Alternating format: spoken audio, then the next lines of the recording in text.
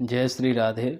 मैं आचार्य प्रशांत कौशल आज आपके समक्ष पुनः उपस्थित हूँ। इससे पहले मैंने लघु पाराशरी के 15वें श्लोक में कुछ केंद्रेश यानी केंद्र स्थान के स्वामियों के दोषों के बारे में आपको बताया था। यहाँ पर कुछ त्रिकोण स्थान के स्वामियों के भी दोष बताए हैं, उन्हें आज हम समझेंगे। यहाँ पर त्रिकोण से समझें पंचम भाव एवं नवम भाव को। तो इन्होंने बताया है, सबसे पहला दोष बताया है कि दूसरी राशि तृतीय भाव, षष्ठम भाव, अष्टम भाव एवं एकादश में पढ़ना या फिर स्वयं वहाँ पर होना। इस प्रकार का केंद्र में भी दोष बताया था और इस प्रकार का त्रिकोण में भी दोष बता रहे हैं कि यदि त्रिकोणेश की दूसरी राशि तृष्णाय आदि भाव में या फिर अष्टम भाव में पड़ती है तो वह दोषयुक्त हो जाते हैं। तो इसे हम एक कुंडली के उदाहरण से समझें। आपकी स्क्रीन पर कन्या लग्न की कुंडली दिखाई दे रही होगी। तो आप देखेंगे कि कन्या लग्न में शनि पंचम भाव के भी स्वामी होते हैं एवं षष्ठम भाव के भी स्वामी होते हैं। तो इन्होंने कहा है कि यदि त्रिकोण स्थान के स्वामी की दूसरी राशि यदि तृष्णाय भाव में या फिर अष्टम भाव में पड़ती है तो वह दूषित हो जाते हैं।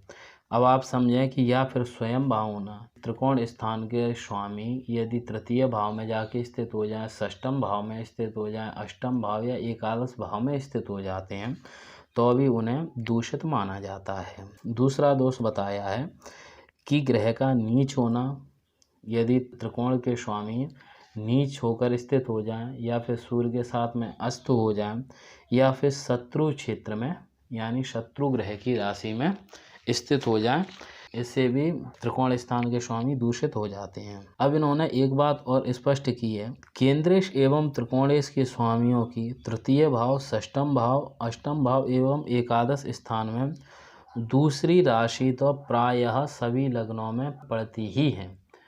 तो इन्होंने कहा है कि केंद्रेश व त्रिकोणेश के स्वामियों की दूसरी राशि तृष्णा एवं अष्टम स्थान में पड़ना इतना बड़ा दोष नहीं है जितना दोष अस्त होने पर, नीच होने पर एवं शत्रु क्षेत्रीय होने पर लगता है।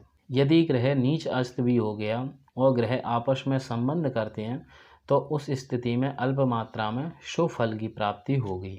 दोष युक्त होने पर भी संबंध मात्र से शुभ फल को ग्रह देते ही हैं। अब आप इसे एक उदाहरण के माध्यम से समझें कि किस प्रकार केंद्र त्रिकोण के स्वामियों की यदि तृष्णाएं आदि में राशि भी पड़ जाती है तो भी दोषयुक्त नहीं होते और वो शुभ फल देते हैं। तो पीछे इंदिरा गांधी जी की कुंडली दी थी, वो आपको स्क्रीन पर दिखाई दे रही होगी। आप देखेंगे कि इसमें अष्टम भाव के स्वामी कौन होते हैं? शनि, जो कि अष्टमेश होकर महान दोषयुक्त हो गए, लेकिन वो लग्न में स्थित हो गए और लग्नेश से उन्होंने संबंध बना लिया।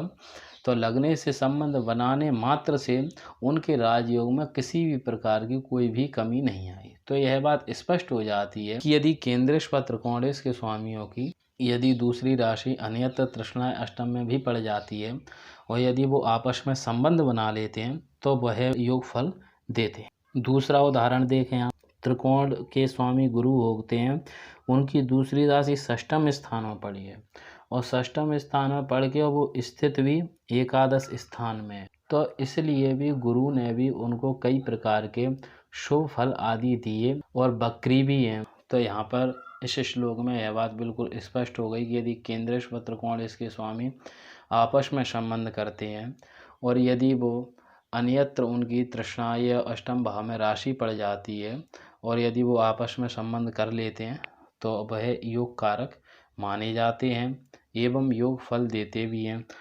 अब इससे आगे वाले श्लोक में योग कारकत्व का अधिक स्पष्टीकरण यानी योग कारक के अधिक स्पष्ट करके ये आगे वाले श्लोक में हमें बताएंगे, उसे हम आगे वाले श्लोक में समझेंगे। आज के लिए इतना ही। जय श्री राम।